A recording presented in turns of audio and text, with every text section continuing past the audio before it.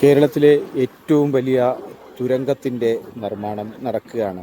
ഇത് കാണാനായിട്ട് നിരവധി ആളുകളാണ് ഇവിടെ എത്തിച്ചേർന്നുകൊണ്ടിരിക്കുന്നത്. നിരവധിയായ ആളുകൾ എത്തിച്ചേർന്ന് ഈ തുരങ്കത്തിൻ്റെ കാഴ്ച കാണാൻ ഏതാണ്ട് 2100 കോടി രൂപയാണ് ഈ പദ്ധതി വിഹിതം ഇതിനു വേണ്ടി മാറ്റിവെച്ചിരിക്കുന്നത്.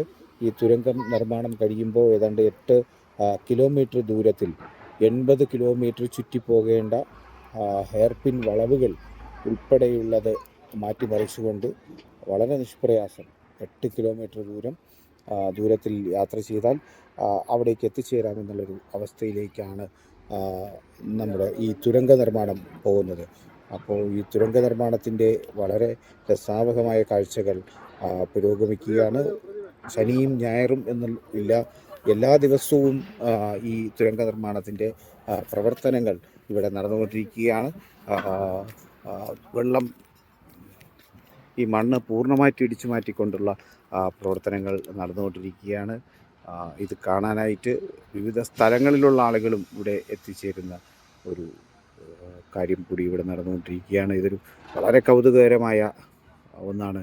കേരളത്തിനെ ഞെട്ടിപ്പിക്കുന്ന ഒരു കാഴ്ച കൂടിയാണ് ഈ തുരങ്ക നിർമ്മാണം.